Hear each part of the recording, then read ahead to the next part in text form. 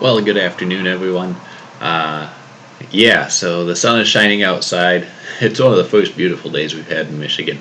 Um, and it is getting close to the end of the day, and I promised a video today. So we are going to deliver on that promise because I try to follow up on my word as much as possible. So here we go, obviously. As you can see, we're in Profit Hunter. And today we're going to talk a little bit more about product research and try to break down and simplify a process because quite honestly, I hope I didn't come off a little too complicated in the last video. I was showing you a lot of things that I consider, but a lot of those things happen in the back of my mind. So they're not completely visible and you don't have to consider those right out the gate. So what we're going to do is we're just going to look at some products real quick, and I am going to walk through them and decide what we want to do with them. So we're going to move over here. This is a stainless steel pan, CE showroom, 33. Right now I'm looking at the prices here. This guy is $99. This guy's $33.98 and this guy's $33.99. I'm guessing this is MAP priced. Okay, on this GIPA chart, because it's a lower volume product, we can kind of guess that I'm going to guess it's running about maybe 10, 12, maybe 15 units a month. We're going to pull up Market Intelligence. Market Intelligence wasn't working for me the other day. Maybe it's back, I don't know. Here we go. I just had to think for a second. While we're doing that, I'm going to look over here. This is the same price, so that's good. My prices are matching. Product cost, $15. Margin of 20%. ROI 45%. Profit, $7. That's real nice. Competitive sellers, 3. That's correct. We looked at it. There are 3 sellers that are all at $33.99 or $33.98. Looks like they're sharing pretty evenly. Then we just have to figure out how many we're selling. This is saying about $1,000, so that'd be 30 sales a month. Viral Launch says 22. Those are both in line. It's harder to tell on some slower moving product like this. When we drop down to 50 like that, it could be a couple sales instead of one. So I'm going to say we can probably sell. I like to be conservative on my estimates too. Just because it does help out overall. I'm going to say we can probably sell at least 20. So to start out, I'm going to do 20. Now, I set up a nice little spreadsheet, and I'm going to show it to you, obviously. And this is all it is. Now, why doesn't it show? That is a mystery.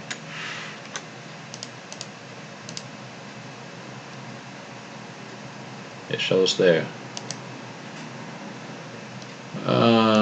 Maybe font color. That's why. Font color was white. So I think I can format this to just be black. Really what we're looking for here is we just want some basic information, and I'm going to put it into this spreadsheet. You don't have to do this spreadsheet, but I'm going to do it just for conversation's sake, to kind of show you my thought process behind how we sell and what we do. So $33.99 is price, product cost is $15.45. So $33.99 and $15.45. And profit was something like $7.02. Estimated monthly sales, we said 20. I know I'm flipping back and forth real quick. I'm just doing this for, but this is total. Now, I gotta back up a sec. So that's total sales that we estimated. There are 3 other sellers, so we'd be the 4th seller. So we'd actually get 5 sales. See, I almost made a mistake. We all make them. So the ROI is pretty simple. Return on investment, we can just calculate that here. It's going to be Here we go, profit. I need to do this first. Equals profit, click on that, divide by cost. It's going to come up with that, and we're going to format this as a percentage. There we go, 45%. Same thing, hit equals, and then we can do profit, divide by price. And we want to format this entire column. Okay, profit per month. This is our profit per month. And so this is essentially just sales times profit. So it's equals this times this. So that'd be 35 bucks a month if we decided to carry that. I know I'm skipping over some of the stuff I talked about in the other one. Really, I'm trying to talk to you right now about theory and kind of the learning process that we go through. Because we each go through products and processes, and I want to help potentially, I want to help you move beyond the point of just going, okay, I repeat this, but also simplifying your process and understanding where the error will fall. So, you know, we have this process that we go through, we pick products, and then you go, okay, well, did I miss something? You know, the product doesn't go as well as I want, you know, I'm not making the money, you know, what's going on? You know, all of the questions that we ask. Amazon jumped on, the price bombed, it's not selling as many as I thought it would. So there's a few things that factor in there, and when you do kind of this mentality and this process that I'm trying to show, it's going to help you to see exactly what you can really show and where you can fine-tune your approach. So that's what we're looking at. This is a vertical waffle maker? What? I like waffles. No way. Whoa, that's cool. I like that. Wow, that's neat. I need to get me one of these. Okay, that's all. Okay. Quit being distracted. Okay, 7243, 7243. The other third guy, there are 3 people. He's too high and he's FBM. So we don't care about him. Theoretically, I mean, he's probably a nice guy, but for this discussion. And notice on this one, our price is high right now. It used to be lower, more like 52. Amazon hasn't ever been on this. I didn't check Amazon on this, I don't think. I did click back. They were on a long time ago, so, you know, big deal. That was so long ago, we don't really care. This is getting pretty consistent reviews. Some of them might come from the other one. Okay, so there's a silver and a red. The silver is sold by Amazon. That's where all the volume comes, but some people want red, and they're willing to pay a premium to get the red. Now if you get this premium down lower, more in line with what the silver does, you'll sell more. I just say that from experience. So that ASIN was black, or white, so we couldn't see it. We're just going to copy it from there because it's easy. And copy our title. Flip back over here. Okay, 72.43. That's currently the price. 72.43. Product cost is 38.11. 72.43. 38.11. Okay, now what does that make? Our profit. 9.57. Margin of 13%. 9.57. Now, all we have to do with these columns, you're not familiar with Excel, just drag them down and it'll adjust the cell that it's pulling data from. Then we just need to estimate our sales. So 72, 34, 76, math, 34, 76 divided by 72, 48. So that says 48. Yeah. that's fair. This dip right here, that's a big dip, and that counts for a lot of sales on the Keepa chart down here.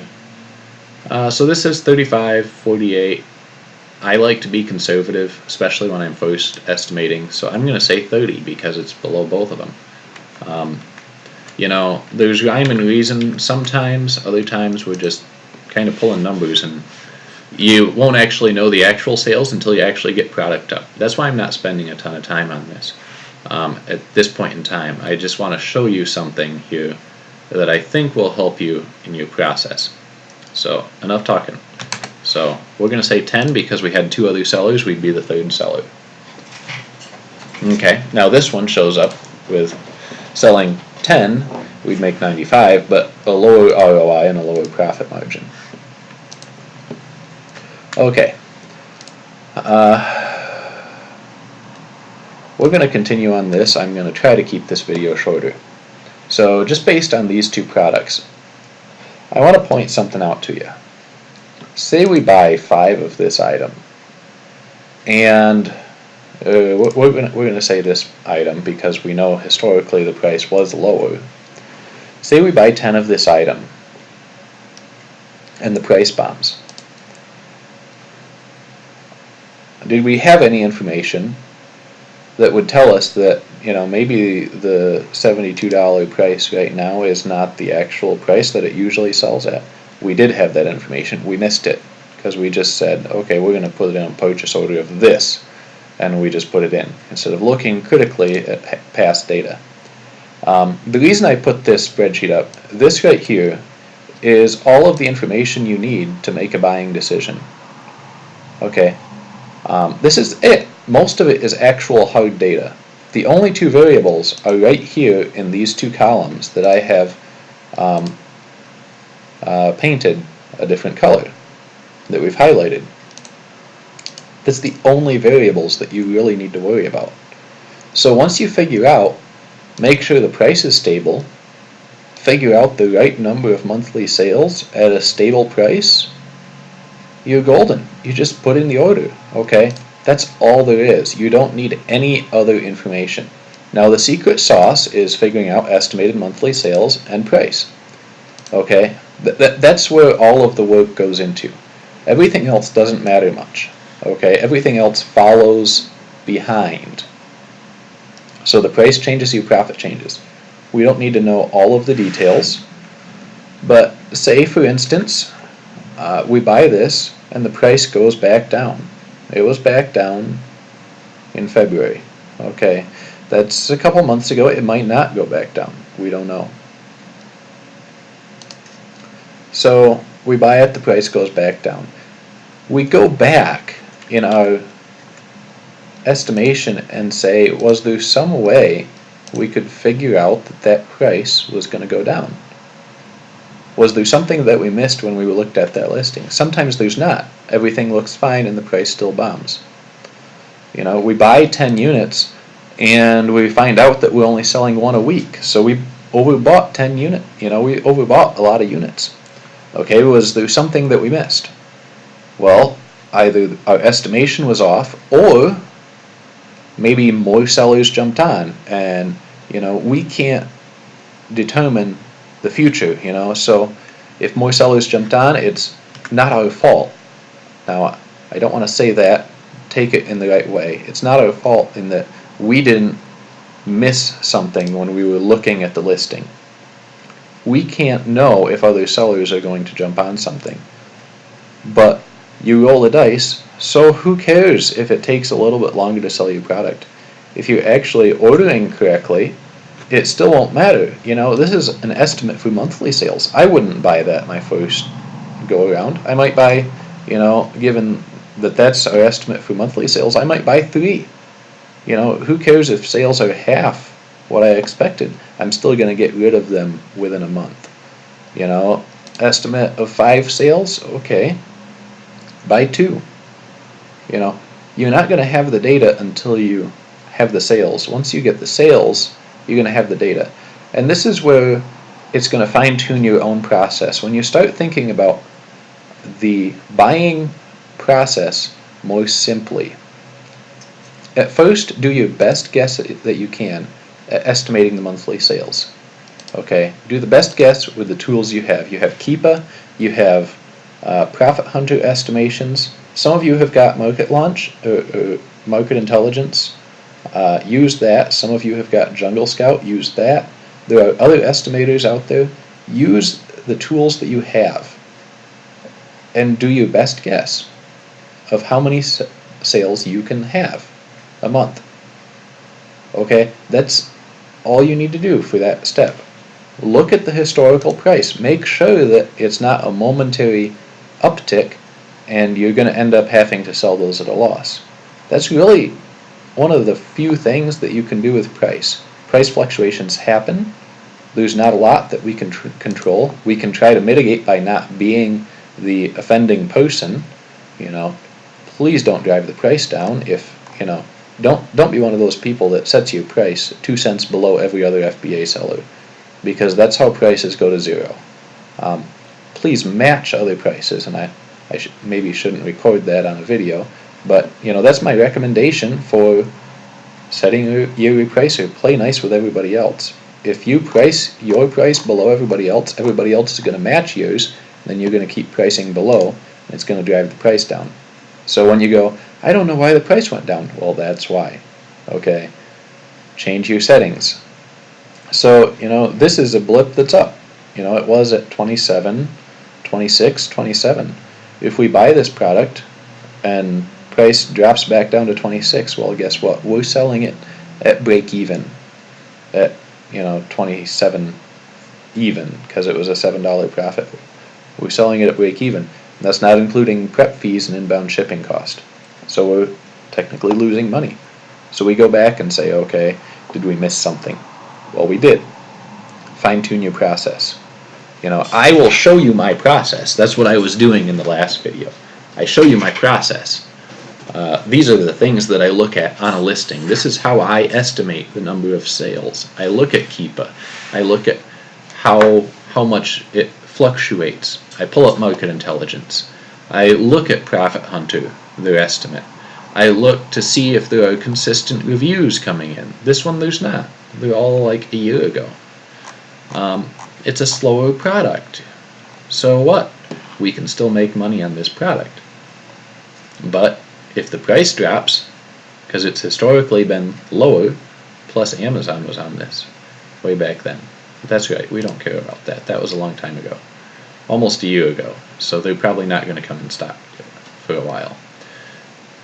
Fine-tune your process. Go, oh, I missed something on this listing when I bought it. So I'm going to make a note of that and make sure to glance at that. Really, there's only, maybe a dozen things you need to look at on a product page. A dozen, if that. Maybe 5 or 6 to figure out how many you can sell. See if there's a steady Keepa chart. Pull up a sales estimate. See if the two make sense together.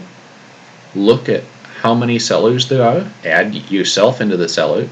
Take the sales estimate that you have for overall sales, divide by the number of sellers that you just came up with. That's how many we estimate that you can sell. Knock that number down a couple just to be safe. Be on the conservative side. You'll thank me later.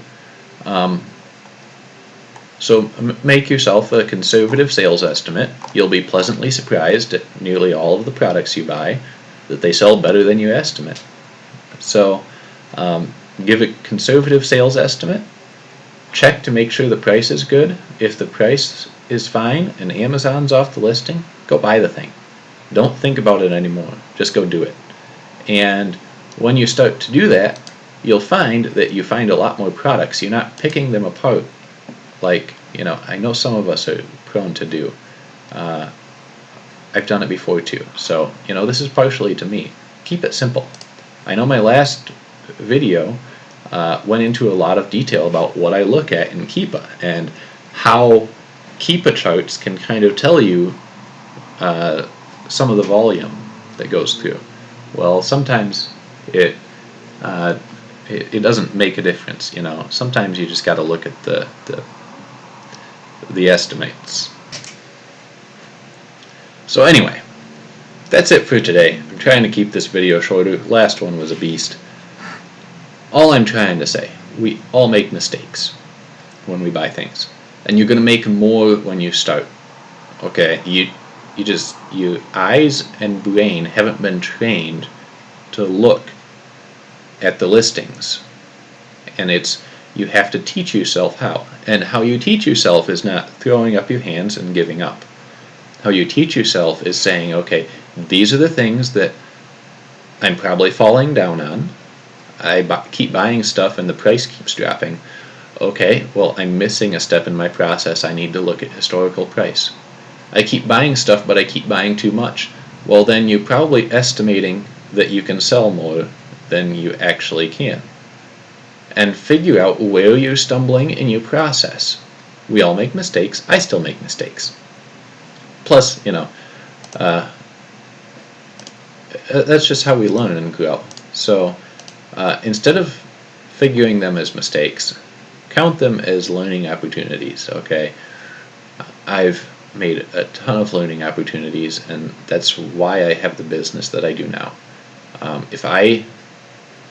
So my first order of buy box products, little story, and then I'm done, I promise. My first order of buy box products, I bought 12 SKUs. I never sold a single item. I bought 12 SKUs, probably 150 units or something total. I mean, it was like $600 order. I never sold a single item off of that entire order. It sat in my house after I pulled it back from Amazon for a year, and I eventually just gave it all away because I got tired of looking at it. I have a pile of product, not a pile, it's on a bookcase in my warehouse that is stuff that we bought and we weren't able to sell to. We add products to that bookcase. I kind of call it my bookcase of shame, but it's not really a bookcase of shame. It's all of the things that I tried and didn't work out. And you can't beat yourself up over those. I don't beat myself up over them. It's just a learning opportunity. I'm not going to try that again. It didn't work out the way I thought it would, so I'm going to figure out why it didn't work out, and I'm going to keep moving. And so that's what I'm trying to teach you here. If you're buying products and they're not working out, either your monthly sales estimate is off or your price is off that you're figuring that you can sell it for. Once you figure out which one, or maybe both, is off in your buying, you're golden. And, I also make this to show it doesn't take a lot of information, it doesn't take a lot of data to decide that I'm going to purchase things. Okay? I would continue down this list from this supplier and create an entire spreadsheet, maybe 20, I could probably find 20 some products from this supplier. Here we go. How many products do we have left? Oh, I have 2 pages of 1, 2, 3, 4, 5, 6, 7, 8, 12, 13, 14, 15. So I have 20 products here. I might buy half of them. I might decide to buy half of them. Throw the net wide and figure out what works and what doesn't. If it works, then reorder. If it doesn't work, if you did your homework about making sure that the prior price wasn't low and buying a conservative number, you're probably going to get all of your money back, plus a little bit, but it's not going to sell like you expected it to, so you're not going to buy it again. And you just walk away with a couple extra bucks in your pocket. Not the, maybe 30 or 40% return that you wanted, but it's a couple bucks. Count your blessings. And then keep moving and finding other products that you can sell profitably and keep the ones that are selling well. And that's how you build your business. you just roll through SKU after SKU and figure out what sells. And if it sells and it sells profitably, keep buying it. That's the next key. Keep buying it. If you're doing well, keep buying. And if you're not doing well, figure out, was it something that you missed in the price, or was it something you missed in your monthly sales? Because really, that's it. I'm repeating myself now, so I'm going to be done. Y'all have a wonderful day. It's 5 o'clock now. It's 5 o'clock somewhere, and that somewhere is here. And I'm going to pack up this computer, and I'm going to go home. But I need to get this uploaded too, so maybe I'll have to stick around a little bit longer. We'll see. For you guys, I'll do that. You guys have a wonderful night. Bye.